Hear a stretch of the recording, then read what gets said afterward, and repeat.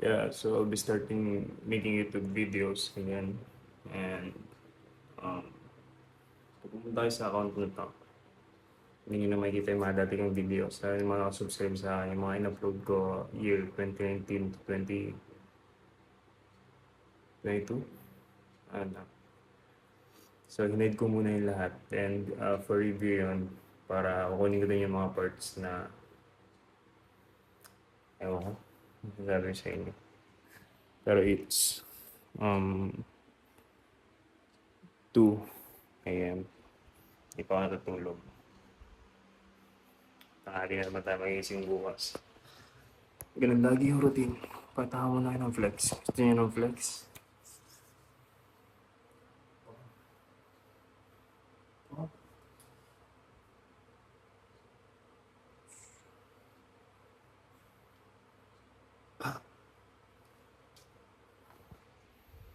Tapos ko lang kumain ng 12 eggs, guys. Ay, hindi. 5 lang pala. Tapos ko lang kumain ng 5 eggs. Kailangan ko ay 5 eggs. Roughly nasa 400 grams ng rice. Siguro isang kumpul ng grapes. 3 cube size na papaya. I drank C2 na maliit. I drank Yakult. Ano kinain ko? Yeah, yun lang. Tulog, naligo muna ako bago matulog. Wait lang. Take na rin pala ako ng supplement, guys. Ito sa inyo yung mga tinitake ko ngayon. Wait lang. Lang ako patungan.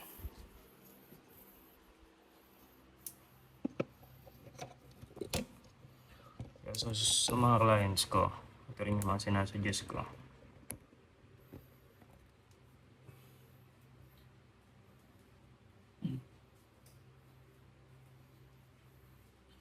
Yeah, so to my clients, ito rin yung sinasuggest ko na i-take nila. Kung wala namang problema sa blood work, I encourage everyone, not only my clients, but to everyone na makapanood ng video, if you're into fitness and to bodybuilding, you can just take stuffs na hindi check yung katawan ninyo.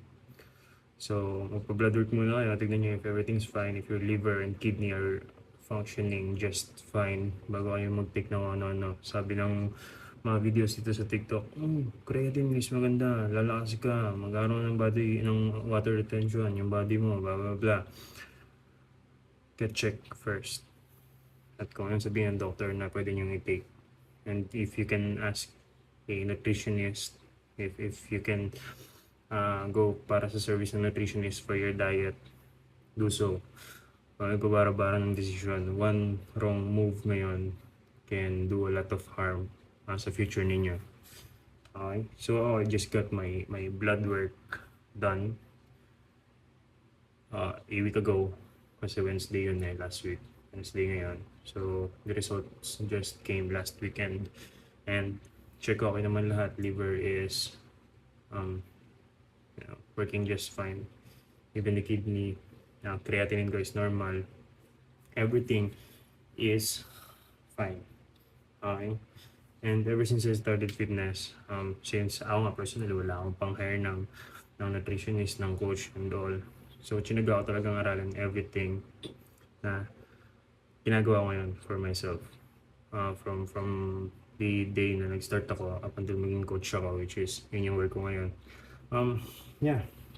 And now we get some new friends na pwede natin konsultahan in terms of nutrition and training and all this fitness stuff. Okay. So again, this is what I'm taking.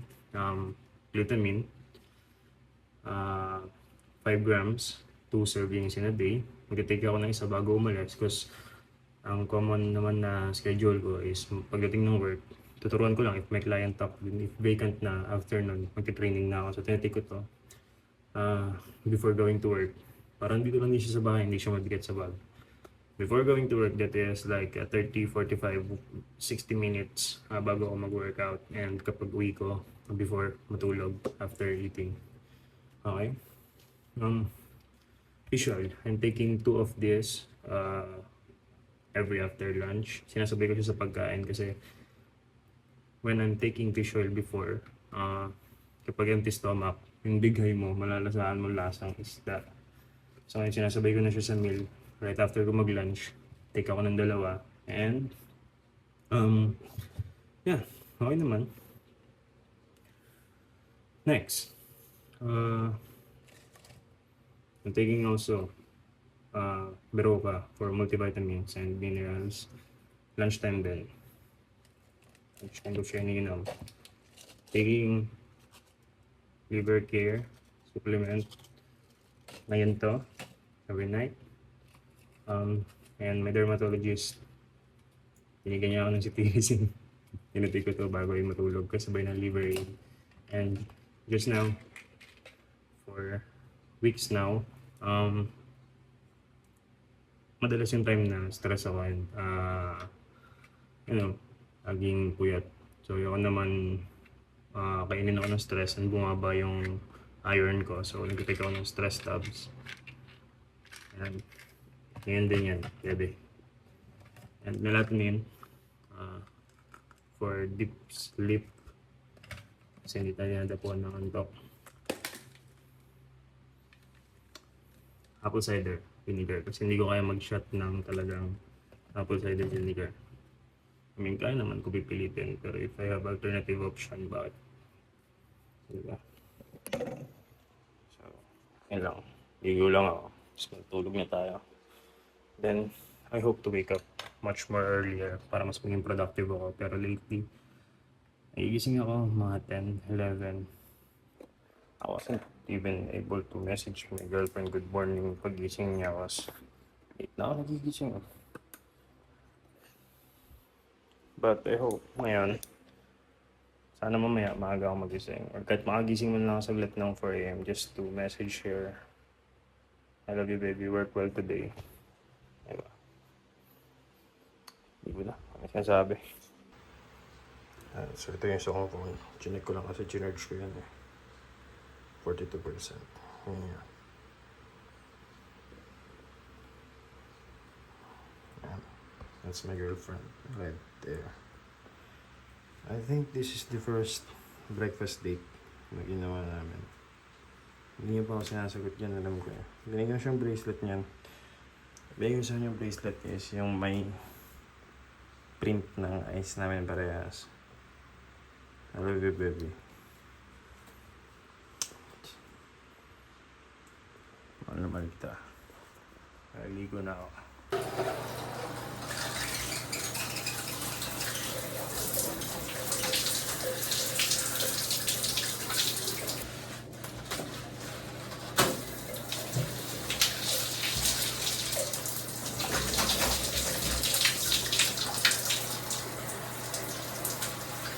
Yeah, so this soap, galing sa dermatologist. Pangalan nila is Acne Win. So, it works like magic. Nung first ko ito na-try, bababad mo lang yan sa tub na may water or sa tabo na may tubig. Babad mo lang yan doon. Tapos i-boost mo lang. So, natanggal ito before. But I don't know what happened. Bumalik ito mga to. So I have to get checked by the dermatologist ulit for all this.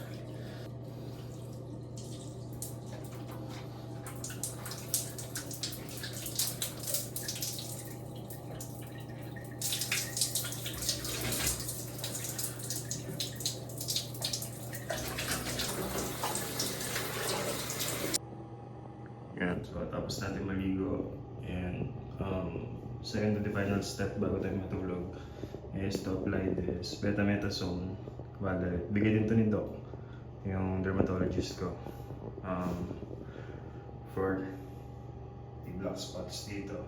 Tapos papayad ko sa inyo, ganito yung itsura ko months ago.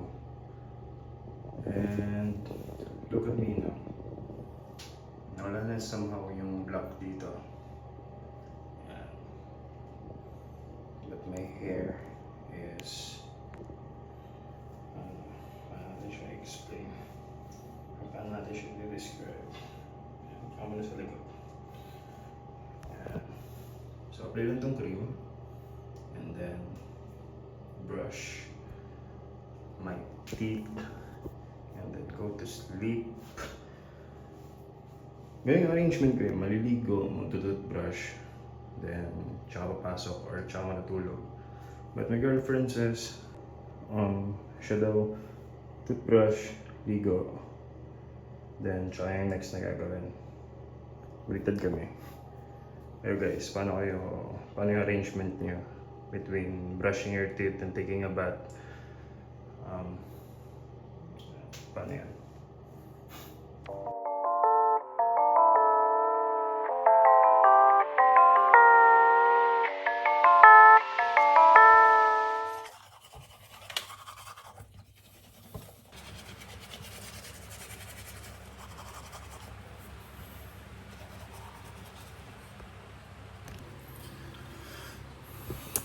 Yeah, so yun lang para sa video na to. This is my first ever video. Again, after some months, nalala ko gumawa ako ng video before my competition last year. Pero, di ko rin sinusundan. But I hope when I come back in competing, maybe next year, who knows. There's a will, there's a way.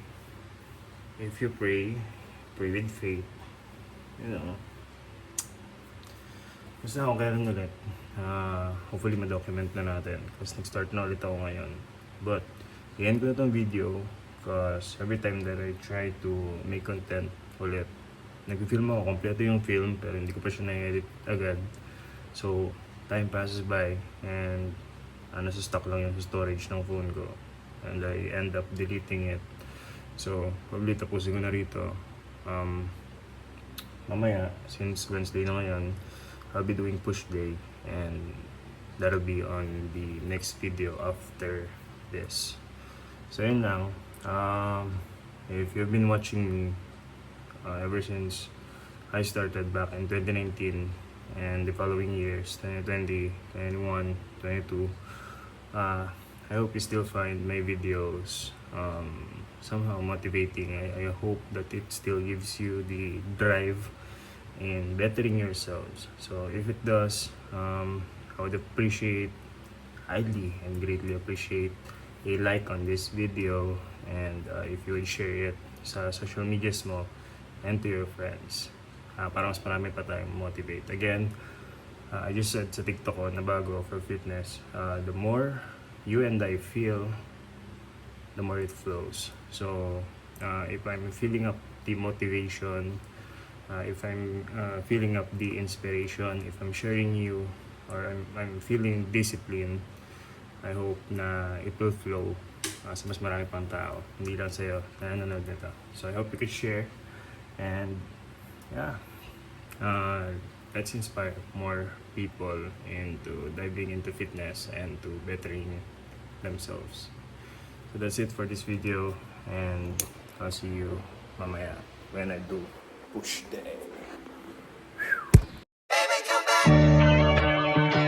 Wait, before ako mag-step or before ko i-edit to or kung ano man, because usually kapag humiga na ako sa foam, nagkikik na yung melatonin agad, as in 2 minutes pagkahiga ako, nahihilo na ako agad niyan. So bago yun, share ko sa inyo yung nagpakilig sa akin kanina, voice message na ng girlfriend ko kasi maaga siya tutulog eh.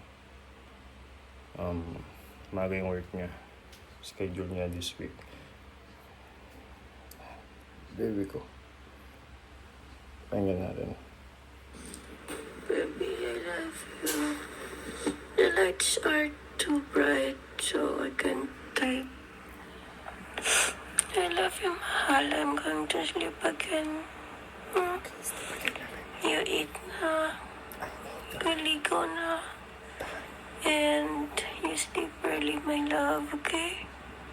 I love you so much. Good night, baby ko.